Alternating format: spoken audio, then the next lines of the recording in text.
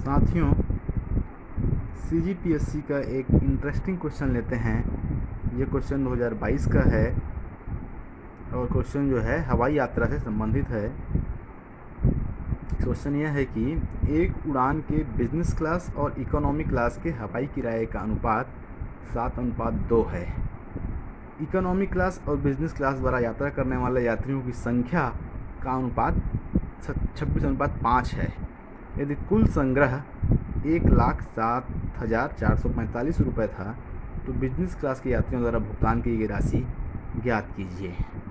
चलिए, ये सवाल दिखने में तो काफ़ी लंबा लग रहा है, परंतु बहुत ही आसान है। इस सवाल का सॉल्यूशन हम लिख कर करते हैं और इसको आप लोग मेरे चैनल को ज़रूर सब्सक्राइब करेंगे। तो चलिए लिखते हैं। जो चीज़ दिया गया है उसको हम रिटर्न में करते हैं। पहला लिखते हैं हम किराया के बारे में।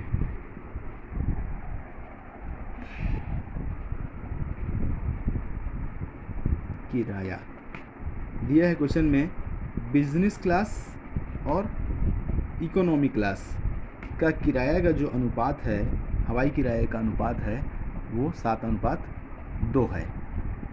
और इसी तरीके से हम यात्रियों की संख्या को भी लिख लेते हैं। यात्रियों की संख्या, बिजनेस क्लास संख्या का अनुपात, यात्रियों की संख्या का अनुपात है बिजनेस क्लास और इकोनॉमी क्लास। ये क्वेश्चन में दरअसल अलर्ट करने के लिए थोड़ा उल्टा दे दिया है कि इकोनॉमी क्लास और बिजनेस क्लास द्वारा यात्रा करने वाले यात्रियों की संख्या का अनुपात 26:5 दिया है। मतलब इकोनॉमी को इसने पहले लिख दिया है।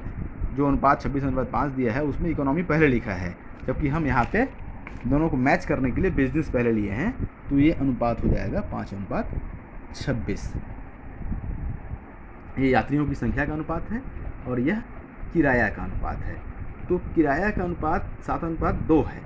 तो निश्चित रूप से बिजनेस क्लास का हवाई किराया जो होगा वो होगा 7x मान सकते हैं, और इकोनॉमी क्लास का किराया हम 2x मान सकते हैं, क्योंकि हमको 7:2 का अनुपात किराए का दिया है। अब आगे बढ़ते हैं हम। यात्रियों की संख्या बिजनेस क्लास में 5 है। तो बिजनेस स्पष्ट रूप से तब होगा कि बिजनेस क्लास का कलेक्शन, बिजनेस क्लास का जो कलेक्शन होगा, मतलब उनके द्वारा, यात्रियों के द्वारा की गई भुगतान की गई कुल राशि होगी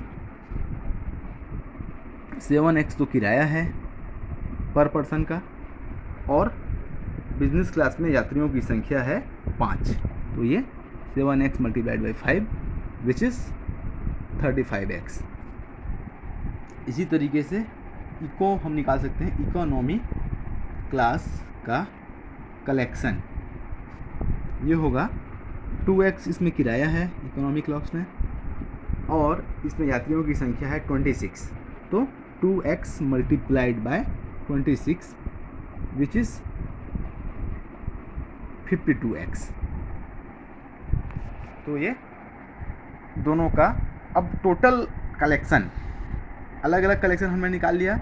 अगर हम बोलें टोटल कलेक्शन कितना हुआ, कुल संग्रह राशि जो है वो हो गया हमारा दोनों का addition 35x + 52x = 87x। x के पद में आएगा टोटल कलेक्शन 87x, जबकि हमको क्वेश्चन में दिया है कुल संग्रह राशि, मतलब टोटल कलेक्शन 1,07,445। तो ये 87x होगा, वो 1,07,445 के बराबर होगा। अब इसको आगे हम सॉल्व करेंगे तो x की वैल्यू मिल जाएगी हमें 107,445 / 87। अब इसको हम इस राशि को 87 से डिवाइड करेंगे। आप डिटेल में डिविजन करके देख लेंगे। इसकी वैल्यू आती है 1235। ये x की वैल्यू आ गई। अगर हमको x की वैल्यू मिल गई है तो हम बिजनेस क्लास का कलेक्शन जो 35x है वो निकाल सकते हैं। देन बिजनेस क्लास का जो कलेक्शन होगा वो होगा 35x और x की वैल्यू है 1235 ये, और 35 मल्टीप्लाइड बाई 1235 हम करेंगे तो इसको आप मल्टीप्लिकेशन करके देख लेंगे, इसका मल्टीप्लिकेशन आएगा 43,225। और यही हमको फाइंड आउट करना था कि हमको ये करना था कि बिज़नेस क्लास के यात्रियों द्वारा भुगतान की गई राशि ज्ञात कीजिए।